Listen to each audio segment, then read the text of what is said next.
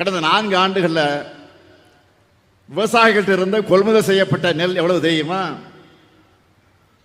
1,70,45,545 matric ton.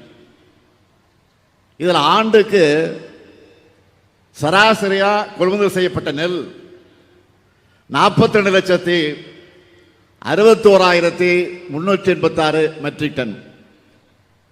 இது நம்ம ஆட்சியுடைய data. இது ஆனால் இதுவே முந்தைய அதிமுக ஆட்சி காலத்தில் சராசரியா செய்யப்பட்ட நெல் எவ்வளவு தெரியுமா?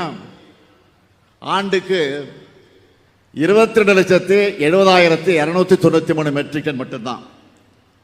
இந்த அடிப்படை கூட தெரியாம பொய் சொல்லிட்டு இருக்கிறாரு எதிர்கட்சி தலைவர் பழனிசாமி. அவர்கிட்ட பொய்யையும் துரோகத்தையும் தவிர வேற எதையும் எதிர்பார்க்க முடியாது. அவருடைய ஹிஸ்டரி அதுதான்.